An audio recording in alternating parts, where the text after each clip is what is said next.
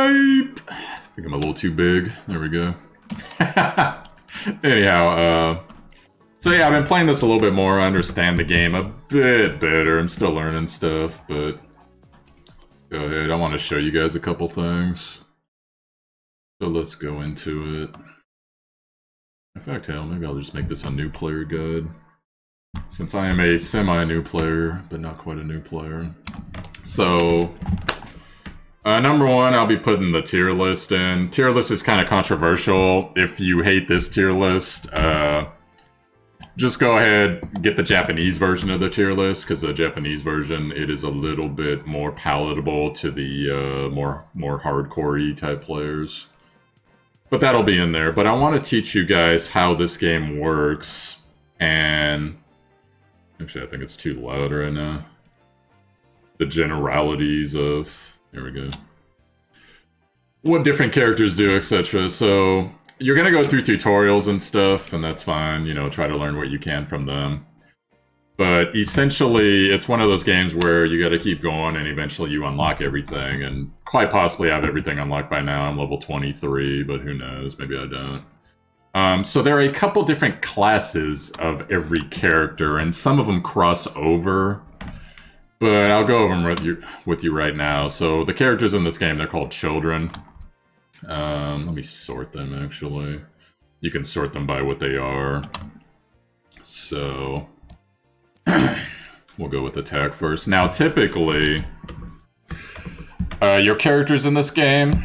They can do multiple things. Actually, let me go ahead. We'll look at the skills for this guy, just so I can show you. So this guy, he actually ends up being one of the better attackers in the game. Not quite the best, but he's pretty close. He's technically S tier as a dark attacker, but I was told in my Discord that late game, he actually shines. But you can see his skills here, what he does. But one of the cool things, she buffs his own crit rate while doing a little bit of damage, which is pretty nice. And then his ulti has priority lowest HP, which is usually what you want in your DPSers. But then another thing that's pretty cool is, you know, when he does his ulti attack, deals a butt-ton of damage to everybody, and he inflicts debuff blast on debuffed enemies. So basically, it takes their first debuff, it removes it, and it does all the damage right away, which can be pretty strong. And then everyone has a leadership ability. But so in this case, this guy's one of the rarer DPS that buffs his own crit rate. I'm guessing most of the DPS that's above him, there's two more on his tier, and there are two more, I keep screwing that up, above his tier, but this is what a high tier DPS looks like. Now, let's go ahead and show you some other characters. Yeah, Yuna's pretty good, but she's a little lower on the DPS tier. Hell, we'll show her, but everything's not about the tier list, guys, in this game. A lot of this game is about synergy. So here's another attacker that, you know, she's a different element for one, so she's going to deal more damage to fire types versus the previous guy was dark, deals more damage to holy types. Essentially, though, she's going to prioritize killing wood types, so if you're ever running like a raid or something where you got to kill wood types, but they're mixed in with certain other people, this could be your potential solution here. And then also, you know, bonus damage to wood types, etc. And then this is the stuff that kind of gets RNG in the game, you'll notice with attackers, where it'll do damage to 4 random enemies. Now, granted, usually you're fighting like 5 enemies, so most likely it's going to attack what you need it to attack. And possibly, if you're running a fire team, she'd still be good for it no matter what. Now, we are going to, let me go back, move on to a different type of character. So let's go to your defender. Now, your defenders, they got 2 different types of defenders in this game. There are shield defenders and there are provoke defenders, taunt defenders, basically. But some of them kind of cross over, so we'll get into that. Let me show you this one. Now, this character, she's an A, technically, on the tier list. I'll show you what she actually does here. So she grants Vampirism, which is very strong in this game, recover HP on attack, I believe for herself, and decrease poison damage for 2 allies. Now, poison damage, I'm not entirely clear on if that's just like all dot damage or just a particular type, like poison damage, but potentially if you're fighting someone that's really strong poison, that could be really good. And then over here you see her other skill. She increases her own defense to 3 allies, which is good. Removed after 32 seconds or upon taking 4 attacks. So if you can skill that right before the enemy's about to use their ultimate, you can see their skill gauge filling up. That's pretty cool. And then she does poison damage on top of that. So all in all, her ulti, you know, vampirism to all allies, which is actually fairly strong.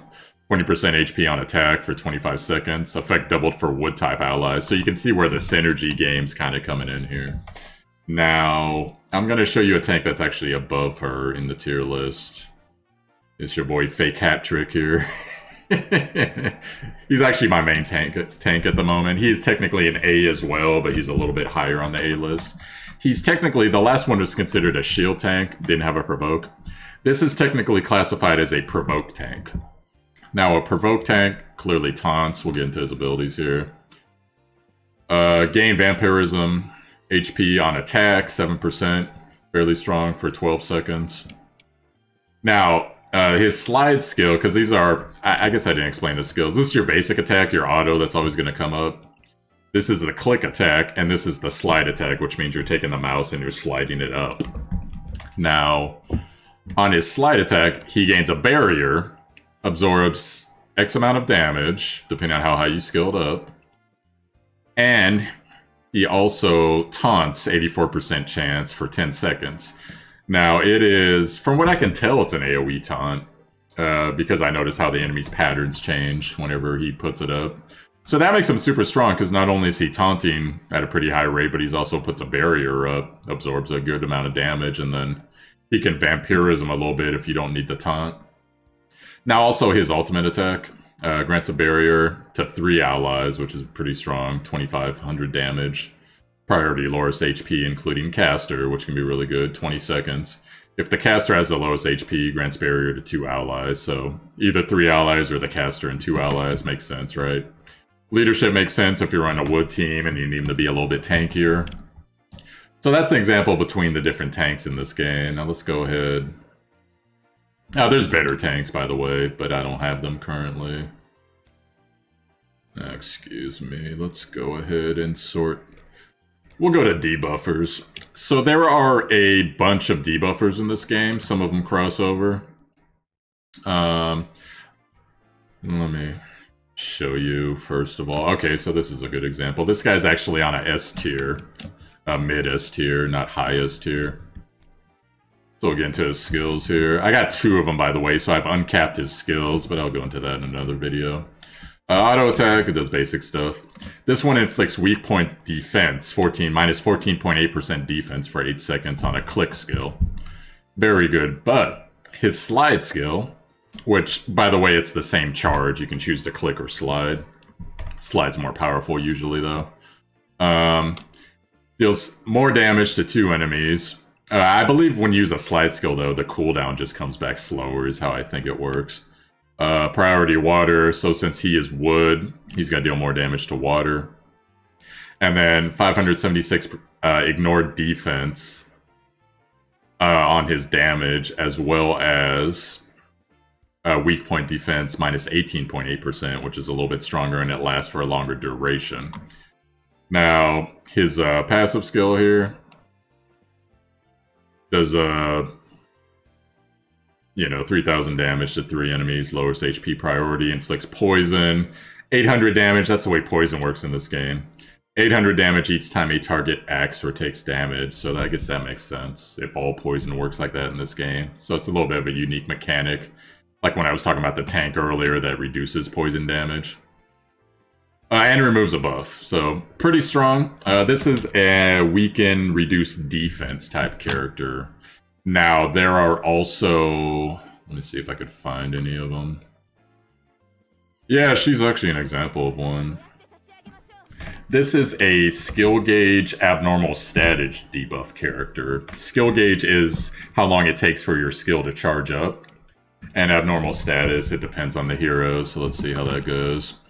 So basic attack is basic. Water gel removes 30% of target skill gauge. So skill gauge, it's something that charges up over time. It has a circle meter over their character portrait.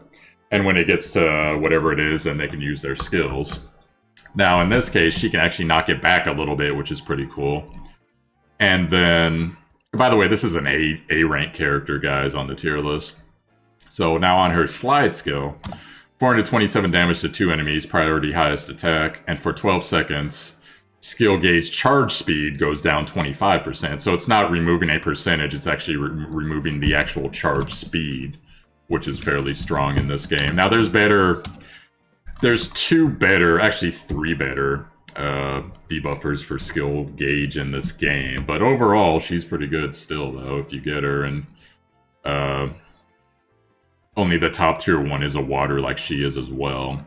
So deals 57 damage, 3 random enemies, skill gauge, charge speed, minus 40% for 16 on her ultimate. That's pretty good. The ultimate always affects either AoE or multiple enemies. And then you can see her leader buff is actually charge speed for fire type enemies slows down, so that can be fairly strong depending on what you're fighting. And all these can be upgraded, guys. So those aren't like hard numbers. All the skills can be upgraded at least 60 times from what I've seen. But you have to like skill them up and level them up and star them up, etc. to do that. Now let's see if I can find another example of someone that can do... I've shown you a weakness reduced defense debuffer. The last one was a skill gauge abnormal status debuffer. This is another weaken reduced defense. I'm looking for somebody... Oh, here's one. Okay, this is a A to B rank tier, guys, so keep that in mind. This is a reduced performance debuffer, so let's get into their skills here. Auto does regular. Stormy Night. Attack minus 10% for 6 seconds, so on her slide ability, you can see 12 seconds attack minus 700, so depending on if it's an attacker or not, 10% or 700 might be worse. And decreases crit rate by 25%. So this is someone that is basically gimping the damage of someone else. And as you can see here on her ulti, Drive Gouge minus 5. Drive Gouge is for the ultimate attack. Attack minus 30 for all enemies for 16 seconds, so that's fairly strong. And then leader buff, attack minus 15% for all enemies, so, you know, stacking these two, it can be pretty good. Now, normally, the super skills, you're going to want to save those for your attacker type characters, but in instances in this game, you're going to need your debuffers or your buffers to do it as well. But that's an example of a reduced performance character. Now, I am going to go to... Hold on. Yeah, whatever you said, I agree. We'll get into... Let's go to the healers first, because there are differences in healers. Alright, as you can see, healer is fairly rare in this game. When you start the game, they're going to give you... I think actually, maybe I have another filter on, do I? I guess not. Well, anyways, I swear to God I have another healer. Oh no, she's technically not a healer. I forgot about that. She's technically a buffer. Okay. Well, when we get to the buffer heroes, I'll show you guys her. Everyone starts the game with her. We'll get into that later. So I only have 2 types of healers here, and I don't think I can show you both types, unfortunately, because I only have one. Let me show you the better one. So this guy, Otherworldly Merlin. So, you know, a lot of the healing in this game is regen. So you see it here, regen. There's vampirism too, etc. But there's, as far as I've seen, and there probably is in the game, but I haven't seen like a big, just fat, gigantic healer. As far as like how fat their heals are, not them. But you see here, he has a base heal of 516. Pretty decent here. Regen 140 once per 2 seconds for 2 allies. Priority lowest health. That's kind of how your healers are going to work in this game, guys. So he also puts up anti-recovery amount, which is pretty good. Reduces heal amount for enemies by 40%, depending on what you're fighting. And then, if you get him, if you decide to use his super skill here, he's going to do a big fat regen while dealing a little bit of damage. But the regen lasts longer than your typical regen. An additional 50% regen if your target is inflicted with debuffs. You know, regen amount plus 40 for all allies. That's plus 40 HP. So that's how your typical healer works. Now, there is also a cleanse healers in this game.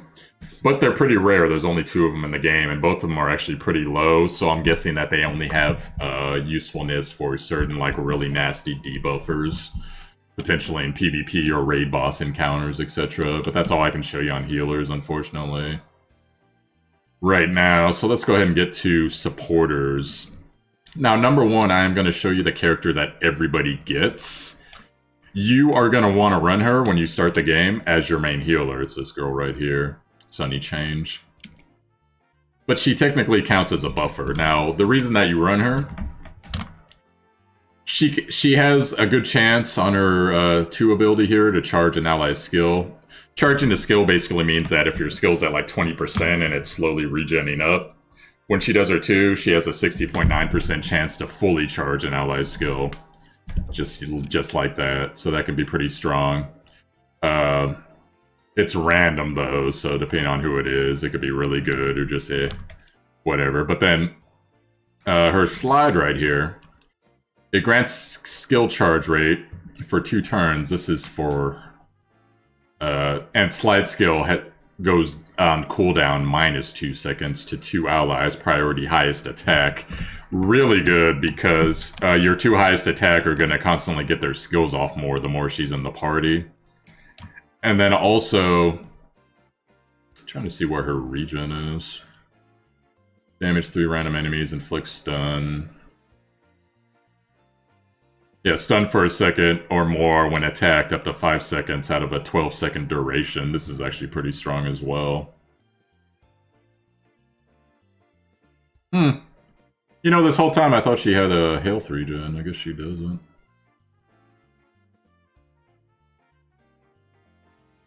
Well, anyway, so and these symbols are what all the buffs and the debuffs look like. So, just so you could tell that they're on. That's funny, I swear to God she heals. Yeah, she definitely heals, it's just not showing it for whatever reason, because there's no one else I have that can heal. Oh well. Well, anyway, so this is an example of a skill charge character, guys. So, she is kind of middle of the road on the skill charge, but she also throws heals out, so she's actually fairly strong. So you're going to want to run her as your main healer unless you get someone higher on the tier list for healing and skill charging, etc. Now, I am going to show you...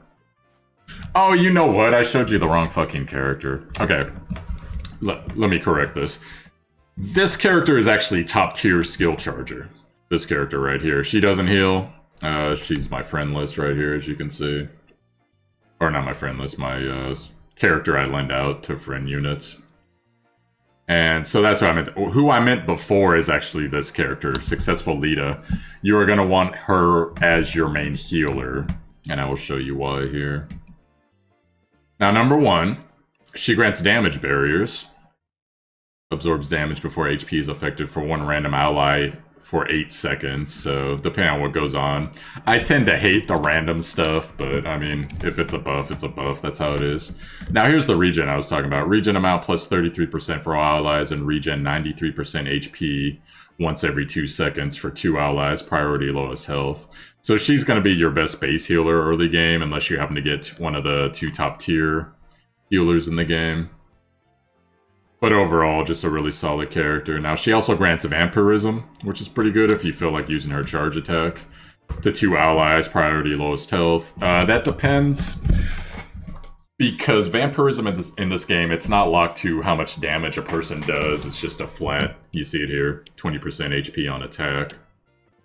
So, that's pretty strong. And then you can run her for recovery amount bonus too if you feel like it, if you just need some heavy healing.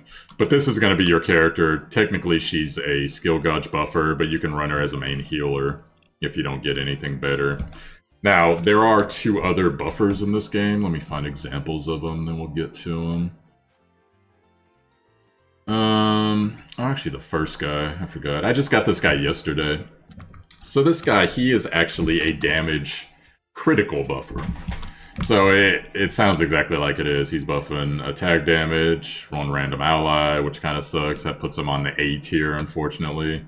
Because you want someone that's going to buff something specific. Like you want your tank to be buffed with defense or shields. you want your attack, obviously, to be buffed with attack and crit. Now, on his slide, however, grants 880 attack for 18 seconds and increases the final blow of tap skills by 130%. That's these skills right here. For 3 allies, priority highest attack. So this guy's going to bring up your DPS on your team pretty considerably. And then slide basically does the same thing, but with a butt-ton more damage and higher percentages. Attack 30 and slide skill gauge plus 300%, which is very strong. Priority highest attack. And he has an attack buff for fire allies. So that's an example of a damage critical buffer. Now there is one more type of buffer. Let me find you an example of one. Hopefully I got one. I'm not sure I do, actually. Let's see. I might not have it, unfortunately. Well, not everyone has everything. Well, there is a shield, defense, and recover buffer as well. So shield, clearly they're going to put up shield that absorbs damage. Defense, you're going to be hit for less. And recover, I believe, means that heals are going to hit you harder, is how that's going to work. So that's going to be an example of that character. And that's pretty much all the different characters in this game, guys, as far as an introduction to characters go. So like I said, I'll be leaving the tier list, but keep in mind, the tier list is great, but do consider certain people are going to synergize better with certain things. So like, for instance... yeah, let me go back to all characters. You are going to have somebody like this guy, my Dark Attacker. He has skills that, you know, he buffs his own crit rate, but he doesn't necessarily buff his own attack damage or anything like that. So what you're going to want to do with him is get him somebody like... Well, of course you want her, so that she's going to buff the skills, so that his skills are going off more consistently. But, you know, depending on if you can fit it in, because parties are 5 people. Because I've run it with both of them before. I also bring in this character sometimes, and he'll buff the attack damage, as well as the final blow damage, which can be really strong with that character I showed you earlier, and, you know, bring skill gauge up a little bit more. But it would be better if he had dark synergy, etc. So there are certain heroes like that you're going to want to run with certain heroes, and same thing goes for your tanks, etc., your healers. So keep that in mind. Just because someone's on top of the tier list, but if the team has no synergy, you know, it's maybe not as effective as it could be. And then also keep in mind, too, when you play this game, eventually you are going to need 4 teams, because some of the bigger events... you run 4 teams in whatever it is. It's like a big raid or arena or something like that. Not sure. I've just been told about it. I haven't actually been to the event itself. So, anyways, guys, I hope this was good. I'm gonna start making guides for this game. I'm playing it for now. I'm waiting for Aggressor. That's probably gonna be the game that's gonna take, if not this game spot. I'm having fun with this game. It just depends how I feel at the time, if Aggressor is a letdown or not. But for now, I'll be making guides for this game, so let me know what you want to see. I'll slowly get more into how skills work, etc., running certain things, but... Alright guys, so this has been your character introduction guide, types of characters introduction, and I will catch you guys later on. Peace out.